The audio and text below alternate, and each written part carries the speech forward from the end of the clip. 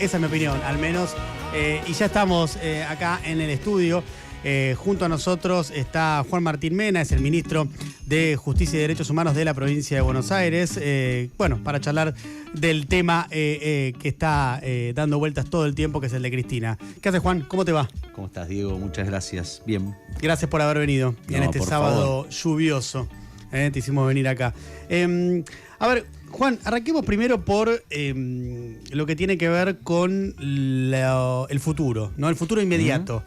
Que es la defensa de Cristina. Hizo un pedido dentro de lo que marca la ley, que es el pedido del beneficio de la prisión domiciliaria.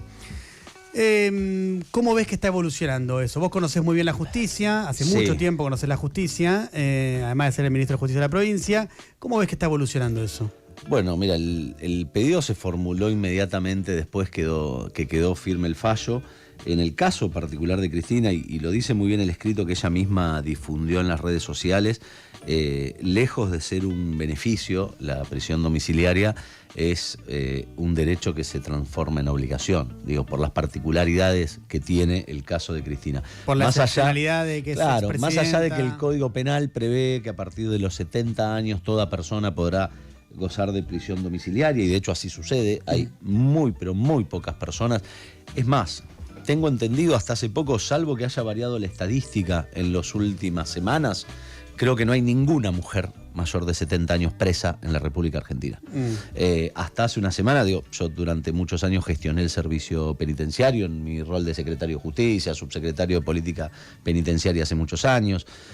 No hay mujeres mayores de 70, apenas algunos hombres de delitos extremadamente graves, como por ejemplo el genocidio, digo, el delito más grave del mundo. Si no, a los 70 años no se puede estar en prisión. Pero particularmente en el caso de Cristina, tenemos no solo que fue 2 veces presidenta de la Nación, digo, en virtud de ese cargo, condujo las Fuerzas Armadas, las fuerzas de seguridad, la política criminal justamente de persecución del delito, tiene secretos de Estado, y a todo eso se le suma que intentaron matarla hace escasos 2 años y medio. Por lo tanto, es imposible cualquier lugar de alojamiento para Cristina Fernández de Kirchner que no sea su casa. Supone un agravamiento de las condiciones de detención absolutamente inhumano y por eso prohibido. Yo tengo entendido, es verdad, que cuando se trata de Cristina Fernández de Kirchner, si no, no estaríamos en esta situación, lamentablemente se prenden fuego los códigos, la Constitución, la ley, porque han violado cuanto derecho se les puso enfrente a la hora de perseguir a Cristina. Entonces cuesta decir algunas cuestiones y asegurar, sobre todo, algunas cuestiones respecto de la aplicación del derecho, pero debería ser automáticamente concedida la prisión domiciliaria, y si no lo fuera sería una violación flagrante más a los derechos de Cristina, solo justificados por el odio y la persecución política a la que le están sometiendo.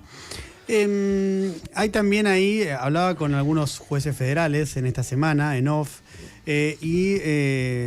con mucha experiencia, y ellos me marcaban que no es necesario, incluso, porque no está establecido en el código, no está determinado, que necesaria y únicamente la persona que ha sido condenada, en este caso la expresidenta, tenga que sí o sí presentarse ante el Tribunal de Ejecución de Pena de manera presencial. Esto es, no es necesario, o mejor dicho, no es obligatorio, no es el único camino. Exacto. Que Cristina vaya a Comodoro Pi a presentarse para el fichaje del TOF 2, que se podría hacer vía remota y también con la presencia de algún secretario letrado, algún médico y demás en su domicilio.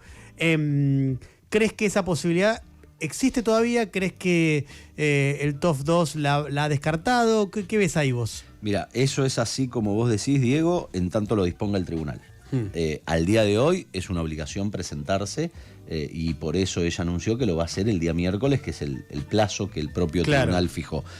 Así como vos decís, es obligatorio en tanto lo decidió el tribunal. Si el tribunal decidiera otra cosa, dejaría de serlo, dado que no es necesario. Como bien vos lo explicaste, fichaje y esas cuestiones no corresponden, porque eso ya se hace cuando uno es procesado.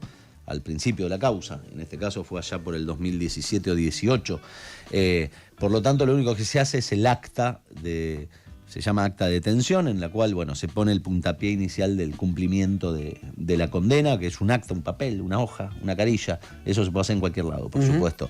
En tanto el tribunal, la modalidad que eligió es la de presentarse en los tribunales federales de Comodoro Pi. Bueno, en ese sentido, por eso es obligatorio, y Cristina ya avisó que, como siempre, estuvo a derecho, como siempre, a diferencia de otros actores políticos que gestionan la justicia, la gestionan mal, la gestionan ilegalmente, y cuando tienen que responder a la justicia se profugan, ¿no?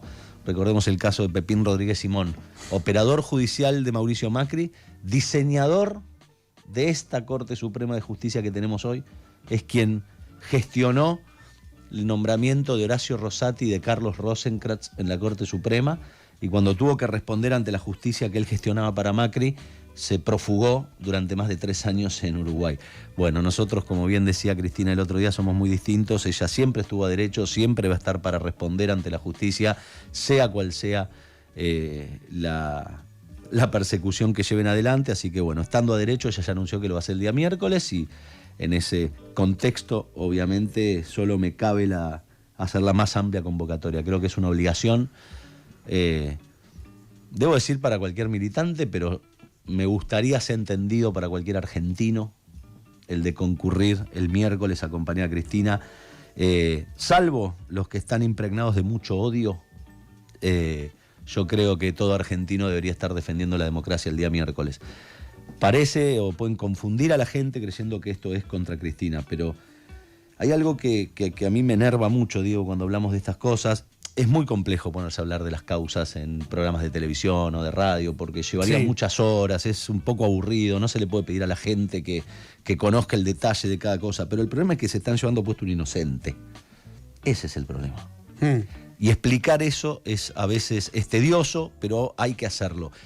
Y lo están haciendo con un fin político, y para eso están usando ni más ni menos que al servicio de justicia, que es ese tercer componedor imparcial que debe velar por el cumplimiento de la ley. Entonces, cuando vos destruís, estrujás hasta romper el servicio de justicia, estamos todos nosotros en peligro.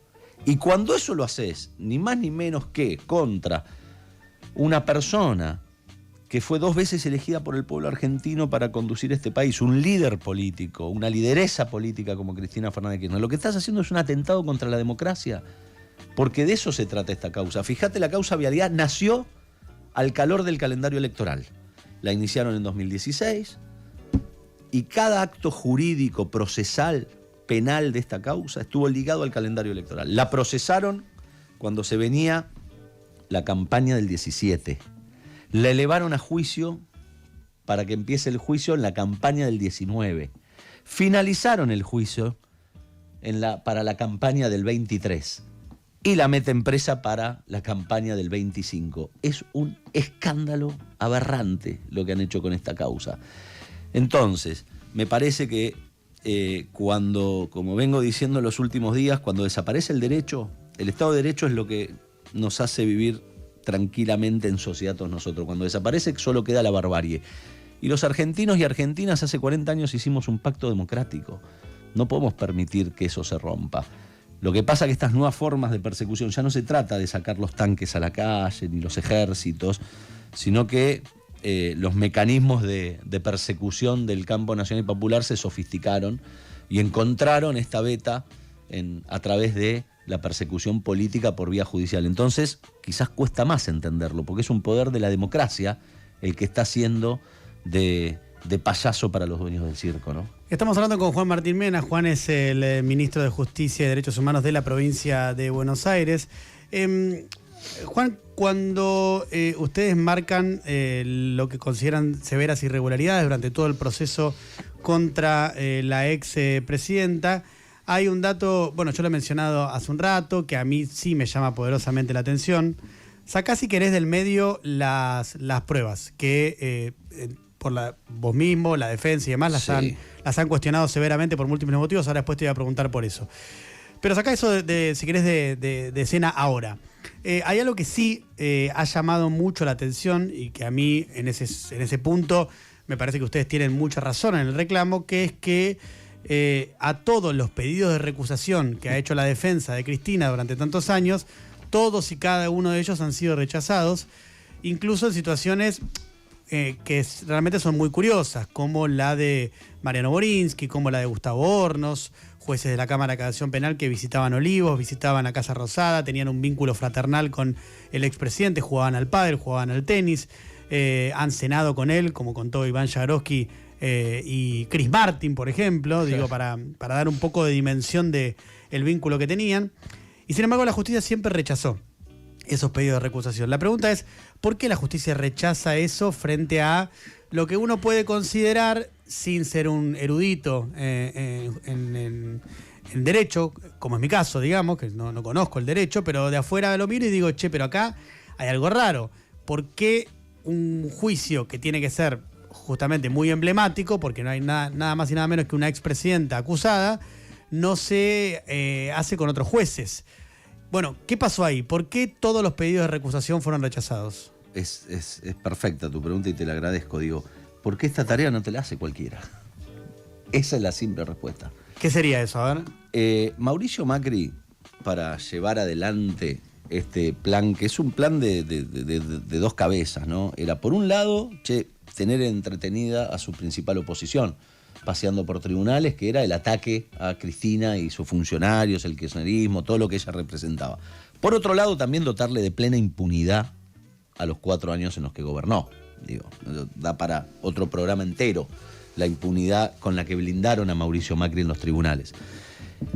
Para llevar adelante ese plan, el macrismo lo que hizo fue, también violando la ley y la Constitución, retocar determinadas integraciones de la justicia federal argentina con asiento en Comodoro Pi y tocar estructuras muy determinadas, digo, 2 lugares en la Corte, 4 lugares en la Cámara Federal de Casación Penal, 2 lugares en la Cámara Federal Porteña y algunos lugares en la justicia de primera instancia. O sea, vos estás hablando de 20, 25 personas. O sea, vos de lo que estás convencido... Si vos aceptás una recusación y vas a personas que ejercen el cargo de juez y fiscal imparciales, no tenés este resultado. Justamente porque lo que vos estás investigando no existe. Los hechos que montaron en esta novela que vienen sosteniendo hace muchos años no existen. Y se te caía el juicio porque los hechos no existieron y por no existir no existen pruebas respecto de eso. Pero digo, vos ahora, de lo que si vos corres a Hornos y Borinsky, y quizás ibas a tener otro resultado. Si vos corres a Jiménez Uriburu y a Luciani, ibas a tener otro resultado. Vos fíjate, el fiscal y el juez jugando juntos al fútbol en la casa de Mauricio Macri. En la Quinta Los Abrojos, jugaban torneo y se quedaban a comer asado. En la casa personal del presidente de la Nación. O sea, los tipos que juzgaban a su principal opositora. Como vos bien dijiste, Borinsky y Hornos, uno jugando al tenis y al pádel en la Quinta de Olivos y el otro participando de cumpleaños y eventos sociales, como bien dijiste, con el cantante de Coldplay, compartiendo cenas, diciendo que los une una amistad de larga data. Bueno, vos podés ser amigo de un presidente. Lo que no podés es el doble rol de ser amigo del presidente y juzgar a su principal opositora. Las recusaciones nunca eran aceptadas porque estas eran las personas que tenían que llevar la persecución adelante. Estas y otras más, digo. Los que intervienen en esta causa y otros personajes que intervienen en otras causas. Pero estamos hablando de un núcleo. Vos pensás, digo, la justicia federal tiene arriba de 1000 cargos. Estamos hablando siempre de las mismas 20 personas. Son los que estaban dispuestos a sacrificar su honestidad principalmente, pero luego su carrera y el ejercicio de su función pública en pos de un interés político. Como serviciales vasallos se pusieron a disposición del poder político para llevar adelante esta persecución. Es increíble lo que pasó con las recusaciones. La última, solo la última, cuando Cristina recusa al doctor Lorenzetti, ¿no? Con un escrito muy fundado respecto de todas, incluso declaraciones públicas en medios de comunicación de Lorenzetti, hablando de la resolución de este caso vinculada al cronograma electoral de este año, plantea la recusación. La Corte lamentablemente está integrada por 3 miembros, faltan 2 cargos cubrir. Y no hay ninguna resolución de la Corte que pueda salir con menos de 3 firmas. Entonces, para resolver esta recusación, en vez de ir a buscar un conjuez que resuelva junto con Rosengart y Rosati, firmó el propio Lorenzetti. Sí. No hay antecedente en la historia judicial argentina de que la persona recusada resuelva sobre sí mismo diciendo, no, yo soy absolutamente imparcial, ¿cómo van a dudar de mí? O sea, es un escándalo. ¿Qué pasa? No podían no firmar con Lorenzetti porque si viene otro juez, un externo que no forma parte de este plan de persecución a Cristina Fernández de Kirchner, se les puede venir la estantería abajo. Y eso pasó una y otra vez.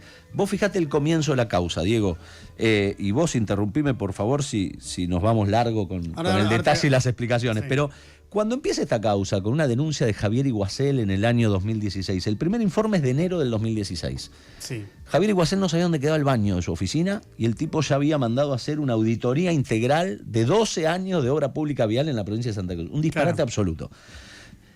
Esa denuncia acá en Julián Ercolini. Sí. Bien. Dijimos, oh, qué raro. Bueno, lo primero que hizo con absoluta normalidad la defensa cristiana es decir, bueno, mire, está bien.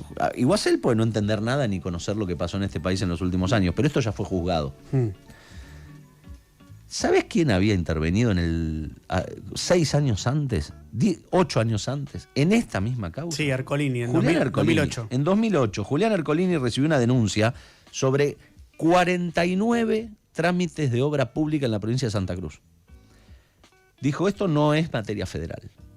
Esto es un problema de la provincia de Santa Cruz, no del gobierno federal, porque las obras, las licitaciones las ejecuta la provincia de Santa Cruz, funcionarios provinciales de la provincia de Santa Cruz, todo sucede en Santa Cruz. La manda Santa Cruz. Santa Cruz dice, no, miren, revisemos bien esto porque los fondos provienen del presupuesto nacional decidido por el Congreso de la Nación, los 256 diputados y los 72 senadores.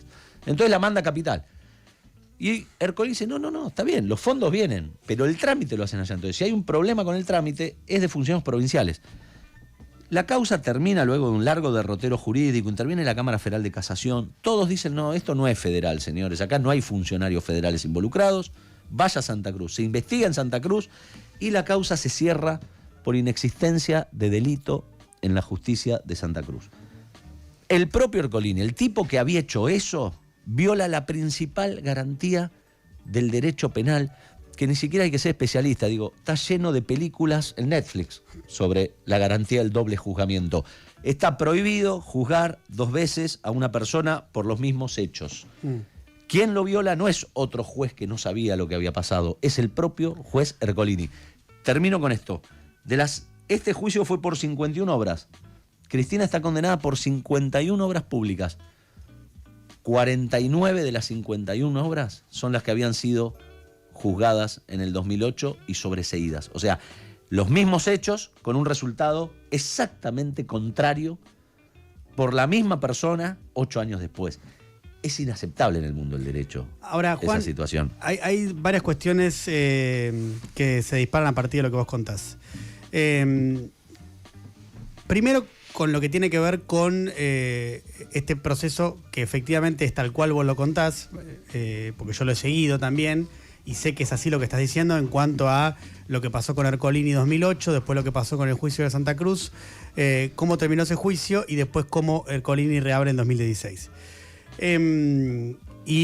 Creo que también, esto es una afirmación mía, Ercolini es sumamente cuestionable en su accionar por lo que ya cité hace un ratito, entre otras cuestiones múltiples, como por el viaje al lago escondido pagado por el Grupo Clarín, grupo que está denodadamente en enemistad manifiesta con la expresidenta Cristina Fernández de Kirchner. Eso para mí es indudable. Y ahí tenés un punto. Ahora, también es cierto, Juan, que esa causa que se manda a Santa Cruz, se manda también, o sea, yo creo que el problema está en que la justicia está muy mal, a tal punto que Ercolini manda, ¿sabes por qué? Y esto ya es una opinión mía, ¿eh? Sí. Ercolini manda en 2008, efectivamente, como vos decís, esto a Santa Cruz. Pero yo creo que lo manda porque el kirchnerismo era muy poderoso y Ercolini, en vez de afrontar la responsabilidad que tenía, manda eso a Santa Cruz para sacarse el problema de encima porque el kirchnerismo era muy poderoso. Y en Santa Cruz yo creo que la causa se resuelve rápidamente con el resultado que vos bien constaste, que es ese, por inexistencia de delito, porque la justicia de Santa Cruz en ese momento estaba muy permeada por el poder del kirchnerismo en la provincia. Entonces, lo que vos señalas es cierto, pero creo que el problema es más integral, porque así como el gobierno de Mauricio Macri, en mi parecer, indefectiblemente intervino severamente en la justicia, pornográficamente en la justicia, para perjudicar y perseguir a exfuncionarios kirchneristas, principalmente a la expresidenta, también el kirchnerismo, cuando tuvo poder, manipuló la justicia. Entonces estamos en un problema global. Mira, si es así como decís, entiendo perfectamente tu planteo, Diego. Si es así como vos decís, efectivamente coincido con vos que está mal, está demasiado mal. Digo, el problema es cuando tenés un servicio de justicia que define no con la Constitución y el Código en la mano, sino en función de esquemas de poder, amistades, relaciones o cualquier tipo de injerencia externa absolutamente indebida. Eso es lo que está mal.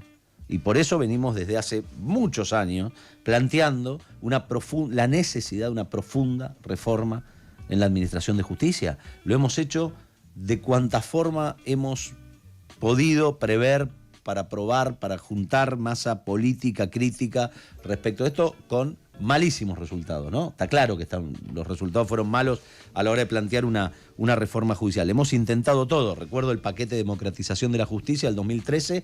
En 3 semanas la Corte, ni siquiera por vía judicial, por vía administrativa, la Corte decidió anularlo. Yo creo que es una de las grandes deudas de nuestra democracia y tiene una raigambre histórica muy, muy compleja que no creo que tenga la capacidad de explicarlo rápido y fácil en tu programa, pero yo creo que tiene que ver con el diseño constitucional de nuestro país. Mirá, nosotros, para darte solo un pantallazo, tenemos una constitución que es una copia de la constitución norteamericana. Sí. Una copia textual de la constitución. Bien, pero a lo largo de 200 años la hemos ido toqueteando.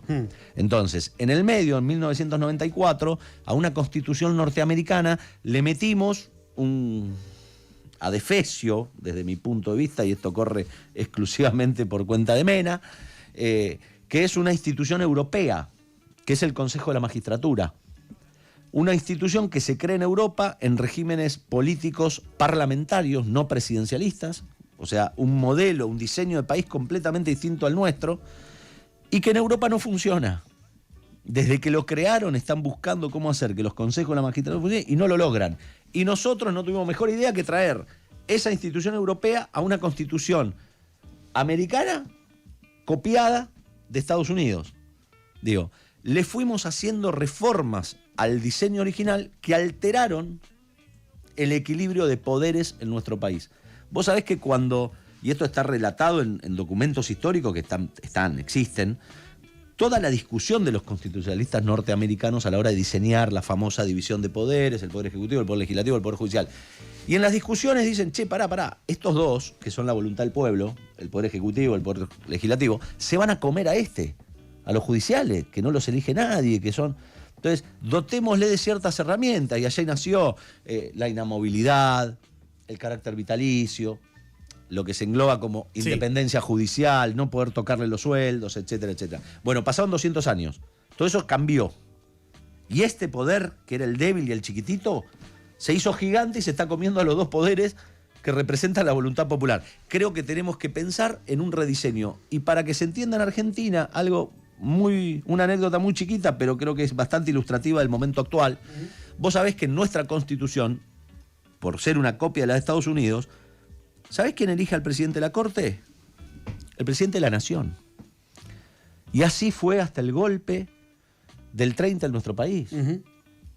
Al presidente de la Corte lo elegía el presidente de la Nación, como pasa en Estados Unidos y como lo decía nuestra Constitución. Ahora, a los fines de negociar esa nefasta doctrina de los golpes de facto que se negocia entre la dictadura y la Corte Suprema de Justicia de aquel momento, los cortesanos le dijeron a los usurpadores del poder, a los golpistas, bueno, nosotros vamos a reconocer en una acordada que existe la doctrina de los golpes de facto para que ustedes puedan gobernar cerrando el Congreso, pero dennos la presidencia a nosotros. Claro. O sea, ese es el origen espurio, antidemocrático y legal de que el presidente de la Corte sea elegido entre ellos. Y fíjate el bolonqui que eso armó en nuestro país. El último presidente se eligió autovotándose en una pelea descarnada con sus colegas. La Corte condiciona al Poder Ejecutivo, la Corte anula leyes del Congreso.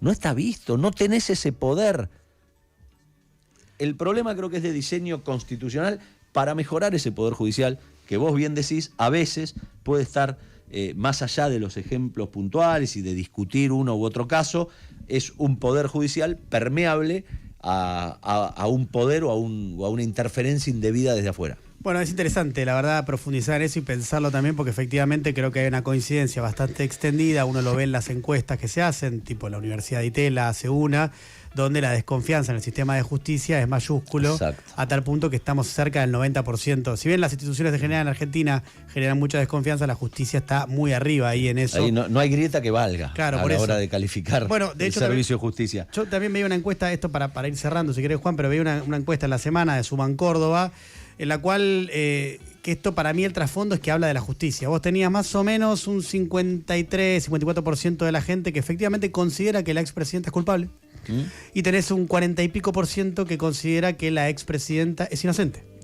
Por lo tanto, ahí, más allá de lo que piense cada uno, tenés un gran problema, porque la justicia, que tiene como una de sus misiones pacificar, porque en definitiva lo que hace un fallo de la justicia, esto ya es más filosófico, es pacificar, ¿no? Es poner las cosas en su lugar, y a través de poner las cosas en su lugar pacifica. Esto no pasa. Exactamente. No pasa porque no hay confianza en el sistema de justicia, y no hay confianza tampoco en lo más alto, que es la Corte Suprema, la Justicia Federal y demás. Ahora, esto para cerrar, Juan, alguna reflexión también que quiero de tu parte con esto es, yo no tengo ninguna duda, esto corre por mi cuenta, de que la expresidenta no tuvo un juicio con los derechos y garantías que merece cualquier persona. Eso Exacto. Para mí es más que evidente, las pruebas sobran, creo que solamente si no las querés ver es que no las ves, pero es muy, muy pornográfico lo que ha pasado. Vos has descrito cosas, pero bueno, nosotros también lo hemos contado en otras oportunidades. Exacto. Ahora, creo que el kirchnerismo tiene un gran problema, Juan, con lo que es la corrupción a través de la obra pública durante los gobiernos kirchneristas. Creo que ahí hay un punto que hace que sea muy difícil para ustedes, en la defensa pública de la expresidenta, explicar que Cristina es inocente. No porque Cristina sea directamente, no porque haya pruebas concretas, porque de hecho uno observa la causa y el propio TOF 2 la condena con pruebas indiciarias, con indicios. Lo dicen ellos mismos. Lo dicen ellos mismos en el fallo, por eso lo cito. Pero, ¿no? Lo que tenés es todo un esquema en la obra pública con distintos funcionarios, con muchos condenados, otros no, donde es muy difícil para la gente entender y decir, che, pero pará, si hubo mucha corrupción en la obra pública, ¿por qué Cristina es inocente? ¿Se entiende lo que te digo? Te entiendo perfecto, y tiene que ver con la primera parte de tu reflexión, Diego, cuando te escuchaba. Mirá, durante mucho tiempo, discusiones filosóficas, de filosofía del derecho, casi te diría, aburridísimas para la gente, pero se trató de entender para qué estamos, para qué está el derecho penal, para qué está el sistema de justicia penal. Se discutió, bueno, para castigar el delito, para mandar a la cárcel al culpable. Esa discusión se saldó estableciendo que esos no son los fines, que el fin del sistema de justicia penal, y esto ya está ratificado incluso por la Corte en nuestro país y en casi todos los países con un esquema constitucional parecido al nuestro y jurídico, que el sistema penal tiene un fin que es la búsqueda de la verdad material de los hechos. O sea, después, como consecuencia de eso, habrá un responsable, habrá una víctima, pero la misión de la justicia penal es establecer la verdad material de los hechos. Cuando eso falla, cuando el sistema de justicia penal falla, no sabemos cuál es la verdad. Y es tan válido mi argumento, sosteniendo la absoluta inocencia de Cristina en los hechos que se están investigando, como el que piensa que Cristina se robó todo, etcétera, claro, etcétera. ¿Sabes por qué? Pues no tenemos árbitro. Claro. No sabemos cuál es la verdad. Porque yo también entiendo la dificultad de decirle al que piensa lo contrario, no, créeme porque te lo digo yo. Claro. Eso no sirve, pero no sirve en la discusión tuya en tu casa, no sirve con una discusión con tus amigos ni con tus padres. O sea, necesitas muchas veces el tercero imparcial que te diga, no, mirá, lo que pasó es esto, resolvamos el conflicto porque lo que ocurrió está acá. Bueno, eso es lo que falló cuando vos malversás el uso de las herramientas de la justicia, porque si hubiéramos tenido un juicio respetando las garantías constitucionales, quizás estaríamos hablando de otra cosa. Todos diciendo, che, mirá, hubo un delito pero no fue Cristina, no hubo un delito, que es lo que yo sostengo, en esta causa no existieron los hechos, pero basta con ver el juicio. Pasa que, claro, el juicio se hizo en pandemia, una vez por semana, por Zoom, ¿Cómo le explicás eso a la gente, a 47 millones de argentinos, para que lo vean y te crean? Es una ficción que el juicio es oral y público. Será oral, pero de público no tiene absolutamente nada. Si vos repasases el juicio, están los auditores de la Dirección Nacional de Vialidad, tipos con 35 años de antigüedad en el organismo, o sea, pre-kirchneristas, que decían, señores, pero yo no entiendo lo que ustedes están diciendo. Tampoco entiendo lo que firmó Javier Iguacel, el director de nuestro organismo, porque yo soy el auditor y no hay un metro de asfalto en la provincia de Santa Cruz que se haya pagado y que no esté construido. ¿Cómo hacemos? ¿Qué hacemos? Empezamos a hacer City Tour, 47 millones de argentinos, lo llevamos a Santa Cruz y le mostramos, mira, acá está la ruta que se hizo. Esta es la ruta 40, que era de Pedregullo y ahora está asfaltada. ¿Tenemos que hacer pasar a los 47 millones de argentinos por ahí? No. Bueno, es imposible. Entonces, sobre eso jugaron. Ahora, ¿por qué digo que Cristina es inocente y los hechos no existieron? Porque no hubo sobreprecios. Eso está claramente establecido. Cuando uno ve la discusión de los peritos en este caso, el único perito que sostiene que hubo sobreprecio, cuando se le pregunta, ¿y usted dónde sacó el precio testigo para decir que esto se pagó más de lo que valía? De la revista El Constructor. La revista El Constructor es una revista de esa rama que se edita en la provincia de Buenos Aires y te dice el metro de asfalto en la provincia de Buenos Aires, que no tiene un pito que ver con lo que vale el metro de asfalto en Santa Cruz, donde tenés 2 metros de nieve en invierno, donde tenés la composición de la ruta, del asfalto, del material, es distinta por el frío, la amplitud térmica, se puede trabajar 4 meses al año. No, es un disparate lo que hicieron. Cuando vos ves quién es ese perito, Eloy Bona, no me olvido más su nombre, sí, le revisás el Twitter y desde el 2006 que venía puteando a Cristina a diestra y siniestra porque era un furioso antikirchnerista. Entonces, bueno, no se puede hacer un juicio así. No se puede hacer un juicio con jueces que no son imparciales. No se puede hacer un juicio si vos le negás a la defensa que proponga pruebas. Cuando Cristina dijo, ¿podemos analizar toda la obra pública? Para hablar de lo que vos decías, de la corrupción en la obra pública. Que Cristina lo dijo, ¿a mí me van a achacar la cartelización de los empresarios de la obra pública? Que existe desde antes que exista nuestro país. O sea, yo con Néstor vinimos en el 2003. Los empresarios se cartelizan desde que existen hace 150 años. Entonces, para dar la discusión sobre la corrupción o no en la obra pública, Cristina dijo, hagamos una auditoría entera. Toda la obra pública, no solo la ruta, toda. La eléctrica, la estructural, la vial, la energética. Y no solo de Santa Cruz. Hagamos de Ushuaia a La Quiaca. Veamos quiénes son los empresarios que ganan. En este juicio declararon competidores supuestamente de Baez, que es la principal acusación es que Baez ganaba muchas licitaciones en Santa Cruz. Declararon todos los empresarios de la obra pública y todos decían, yo no me presentaba, pues yo no me presento en Santa Cruz. O sea, los tipos se distribuyen el país por regiones y claro, el tipo que se dedica a presentarse a licitaciones en Entre Ríos no se te va a ir a presentar a Santa Cruz a una licitación. Tiene que trasladar la maquinaria, los empleados, no tiene infraestructura, no tiene proveedores habituales. Entonces el tipo, ¿qué hace? Y yo me quedo en Entre Ríos y me presento cada vez que se va a hacer un asfalto en Entre Ríos. Y va, ¿qué hacía? Y yo me quedo en Santa Cruz y me presento en Santa Cruz. Ahora, achacarle eso a Cristina Fernández de Kirchner es un disparate. Pero bueno, volviendo a la gravedad de esto, se están con estas condiciones, con un juicio absolutamente injusto, ilegal, por personas que no la podían juzgar, acaban de condenar a 6 años de prisión. Y lo más grave, inhabilitación especial perpetua. Por eso hablamos de proscripción. Porque la verdadera pena es esa, era sacar a Cristina de las posibilidades de que el pueblo la vuelva a elegir. No veo atentado más grave contra la democracia que si el pueblo quiere elegir algo, venga algún poder económico, hegemónico, mediático, a decir, mira, vos podés querer lo que quieras, pero yo no te dejo que vos lo elijas. Eso me parece que es lo más grave, por eso me parece que el miércoles tenemos que estar todos ahí defendiendo la democracia y dando un mensaje muy claro de que queremos reglas de juego claro en la Argentina. Juan, esto muy breve para cerrar, porque estamos medio pasados de tiempo, sí, pero igual era interesante. Era interesante igual que tengas tiempo para explicar y para también profundizar en este tema que tiene tantas aristas para tocar. Pero el miércoles, si no le entregan, si no le otorgan, voy a ser más preciso, si no le otorgan la prisión domiciliaria a Cristina, ¿qué crees que puede pasar? No sé, te soy sincero, Diego, se están viendo momentos de muchísima angustia. Yo lo vivo, pero digo, yo estuve el otro día tanto en el PJ cuando Cristina estaba allí, luego la acompañamos hasta la casa. Yo veo en la gente una angustia fenomenal por lo que está pasando y, insisto, cuando se siente que estamos completamente desprotegidos y que no hay reglas de juego, las cosas se terminan desmadrando y los sentimientos afloran y no hay quien los controle. A mí me preocupa la situación. Yo no quiero vivir en la Argentina que nos están proponiendo, pero no por el miércoles, por el miércoles, jueves, viernes y de acá al futuro. O sea, ya este país vivió ataques a la democracia, el más cruento que pueda existir con la dictadura del 76 al 83, donde directamente nos privaron absolutamente de todo. Que empecemos de vuelta a recorrer ese camino, yo creo que el pueblo argentino no lo va a permitir.